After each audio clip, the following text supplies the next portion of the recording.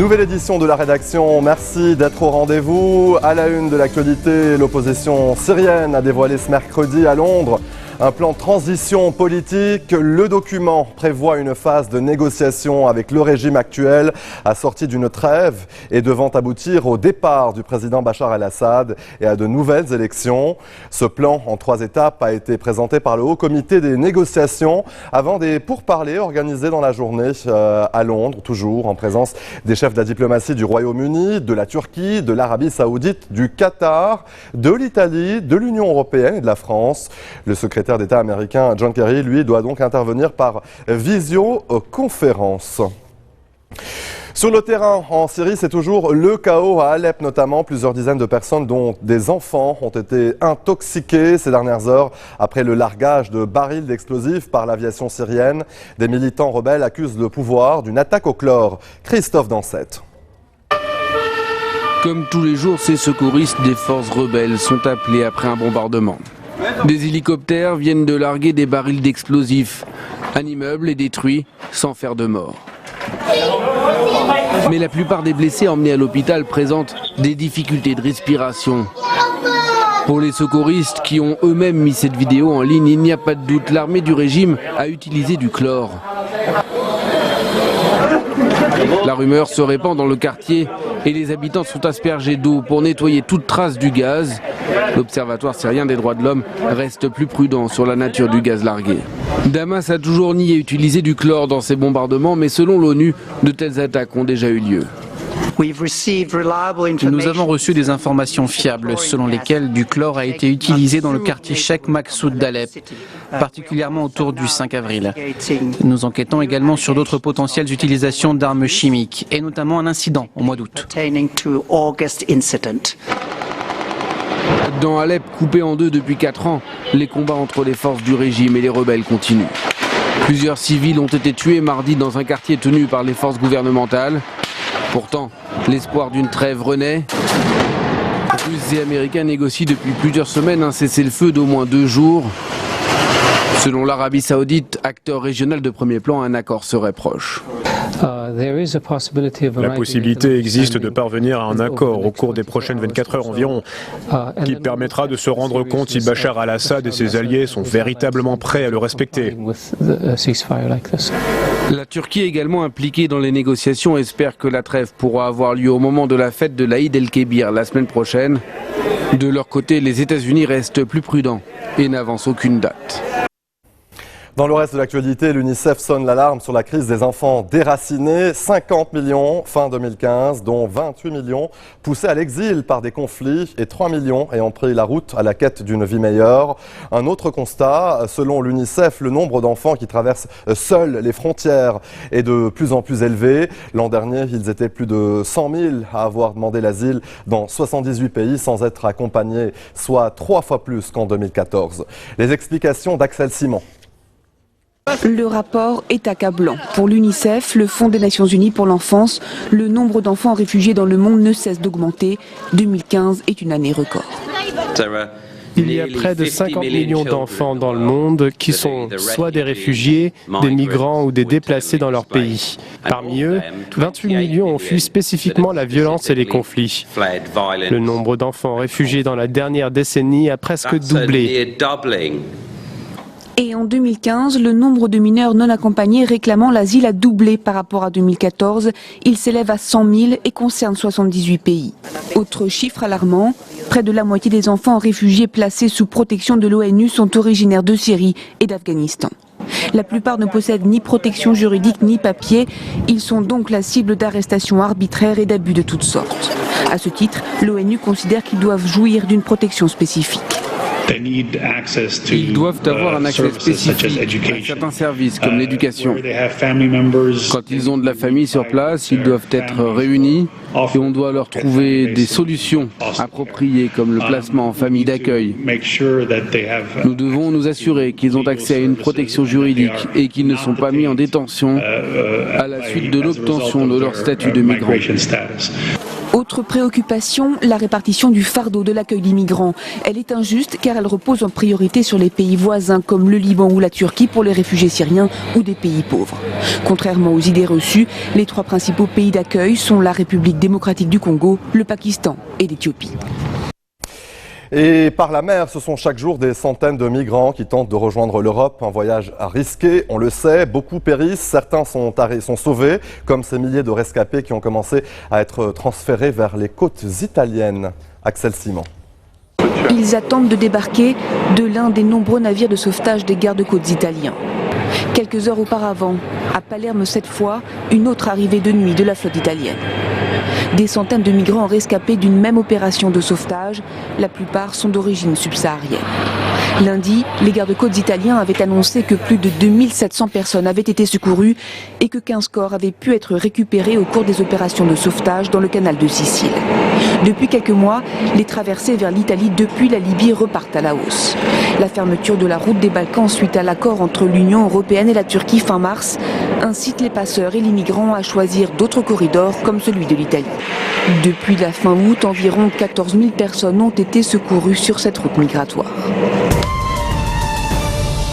Dans le reste de l'actualité, la bataille pour la Maison-Blanche se poursuit à 62 jours du scrutin. Le ton est plus vigoureux et l'on n'hésite plus à asséner des coups à son adversaire. Hillary Clinton vient de jeter le doute sur la fiscalité de Donald Trump. Le candidat républicain refuse toujours de publier, vous le savez, sa déclaration d'impôt. Julien Cheïda nous en dit plus. C'est un rituel qui dure depuis Richard Nixon. Tous les candidats à la présidentielle dévoilent au public le contenu de leur déclaration fiscale. Mais Donald Trump, lui, préfère s'en abstenir. Les Américains n'en ont rien à faire, d'après le candidat républicain. Hillary Clinton n'a pas attendu longtemps avant de critiquer ouvertement son adversaire. Je pense qu'il a complètement tort. Cela fait des décennies que les candidats à la présidentielle publient leurs déclarations d'impôts parce que le peuple américain veut savoir s'il peut faire confiance à un homme qui va gérer les finances du pays. Les Américains veulent savoir s'il est déjà capable de gérer ses propres finances. Hillary Clinton et son colistier ont déjà publié leur feuille d'impôt. Avec plus de 10 millions de dollars de revenus l'année dernière, la candidate démocrate fait partie des foyers américains les plus riches. De son côté, Donald Trump se place en victime du système médiatique. Les médias la protègent, la presse la protège comme jamais personne ne l'a été dans ce pays.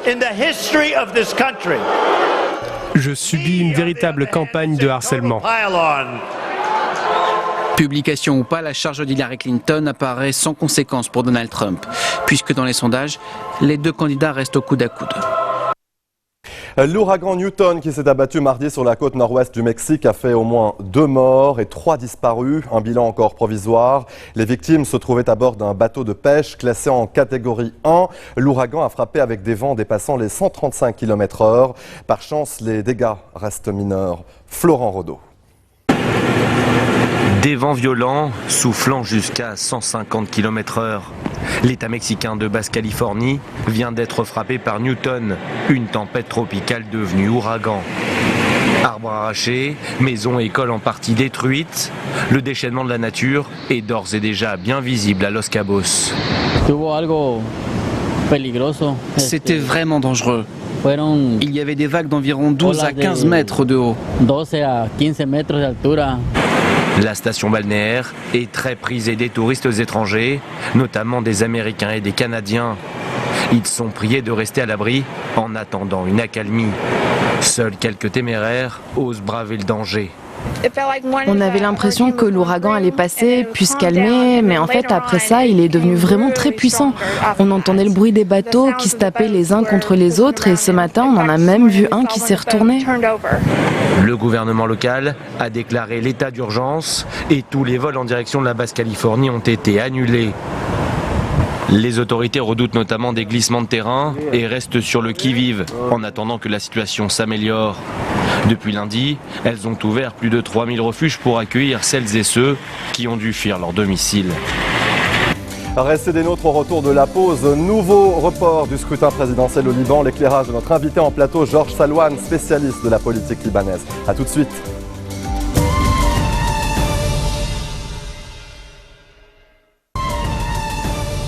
Retour sur le plateau de l'info à l'heure où la paralysie menace l'exécutif et où le dialogue national a été suspendu en raison des tiraillements politiques.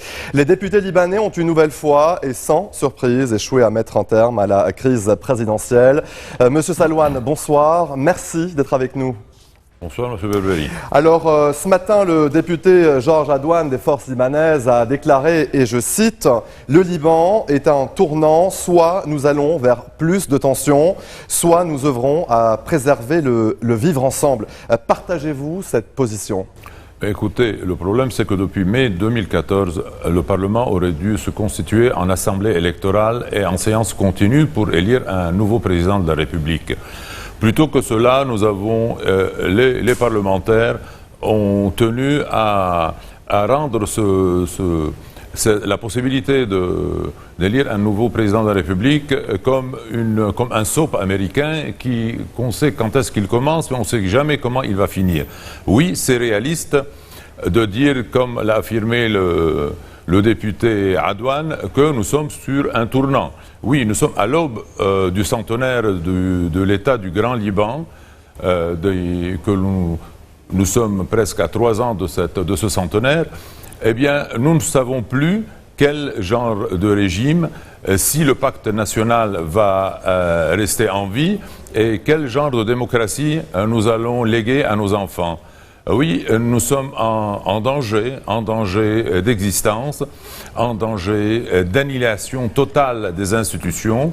Et vous savez, depuis plus d'un quart de siècle, la présence syrienne, la présence militaire syrienne et politique a fait un effort prépondérant pour annihiler toutes les institutions du Liban, et plus exactement et plus spécialement l'institution de la présidence de la République, qui fait que tout peut plus ou moins marcher, tout plus ou moins a pu marcher sans un rôle prépondérant du président de la République.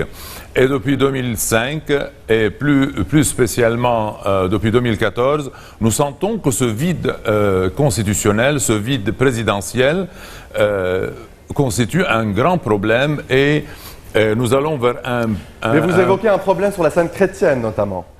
Non seulement sur la scène chrétienne, c'est sur la scène nationale. Parce que vous voyez maintenant... Mais permettez-moi juste de le mentionner, c'est que la crise politique au Liban, on l'a vu, c'est surtout des tiraillements entre les partis chrétiens. Parce qu'il y a une autre partie des Libanais qui, à un moment donné, pointait du doigt les chrétiens, justement, d'être responsables de ce vide présidentiel.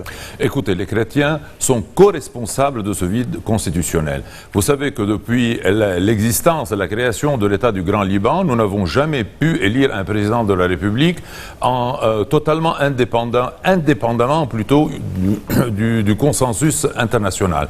Et nous avons toujours eu une possibilité d'élire un président de la République après une entente plus ou moins interne, un consensus régional et une bénédiction internationale. Hélas, les politiciens, les politiques et les parlementaires libanais ont perdu en ce moment de leurs propres mains cette liberté, si je puis dire, une perte de marge de manœuvre. Cette liberté de marge de manœuvre qu'ils avaient depuis longtemps. Mais M. Salouane, comment expliquez-vous le fait que les députés des principaux candidats concernés à cette élection ne se présentent pas au Parlement ? Écoutez, dans tous les cas, c'est un Parlement qui ne fonctionne plus. Nous avons une crise de régime actuellement. Nous avons une crise d'exécution, une crise aussi bien au niveau du législatif que de l'exécutif. Hélas, vous savez, nous avons commencé par un vaudeville avec cette table de dialogue et les séances parlementaires d'élection du président de la République. Nous sommes arrivés à une tragicomédie et hélas, en ce moment-là, et c'est là où je pense que le député Adouane a pointé du doigt, que nous allons vers une tragédie si nous continuons sur cette voie-là, puisque la dernière séance de la table de dialogue a totalement capoté. Et je ne sais pourquoi. Pourquoi veut-on faire capoter le pacte national entre chrétiens et musulmans? Est-ce pour arriver à un autre régime, un régime plutôt théocratique, un régime de soi-disant? Mais à qui profiterait justement ce changement de régime, M. Salouane? Sûrement pas aux Libanais. Et quand je dis aux Libanais, ce ne sont pas aux chrétiens seulement, mais à tous les Libanais. C'est au niveau national, chrétiens, musulmans, chiites, sunnites et druzes. Si nous faisons capoter l'idée du pacte national, oui, nous allons vers un problème de sécurité intérieure. Oui, je crains qu'il y ait comment dirais-je, une possibilité de guerre interconfessionnelle entre chiites et sunnites, et c'est tout le peuple libanais qui devra payer les pots cassés. Et que, si je puis dire, en ce moment-là, le peuple, les Libanais, sont totalement pris par cette crise des ordures dans laquelle nous nous trouvons. Une crise de l'exécutif également. À votre avis, craignez-vous l'éclatement justement du gouvernement à la veille d'une nouvelle réunion du cabinet? Mais là, ce gouvernement n'existe même plus, n'a plus une seule petite marge de manœuvre d'exécution, de pratique. Voyons, je parlais de cette crise des ordures.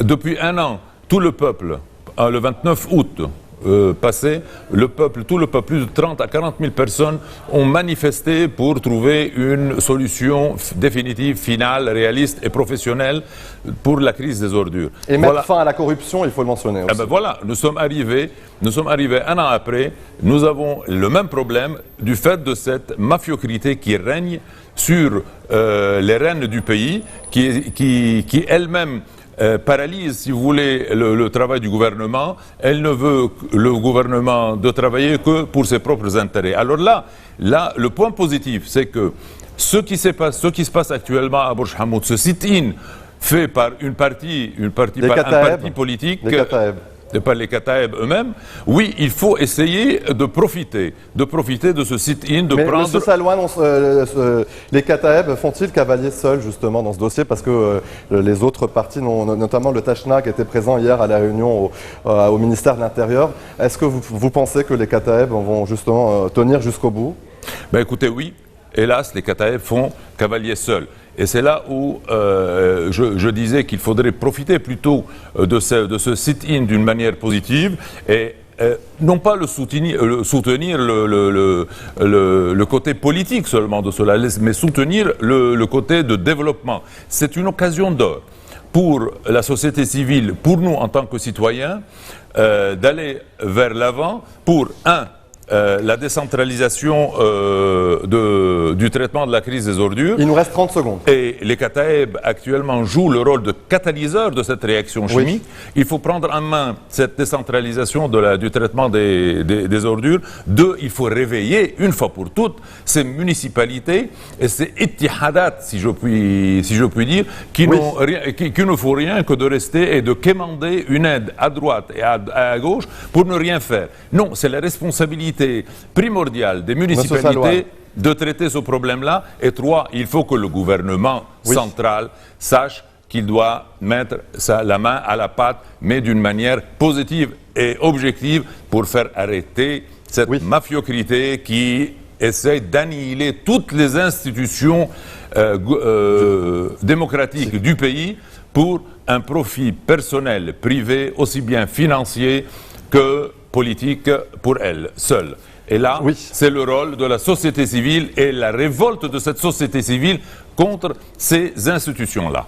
Monsieur Salouane, ça sera le mot de la fin. Merci d'être venu sur notre plateau pour commenter l'actualité au Liban. Je rappelle que vous êtes spécialiste de la politique libanaise. Merci. Et c'est ainsi que se referme ce journal. Merci de nous avoir suivis. Très bonne suite de programmes sur notre antenne. À très bientôt.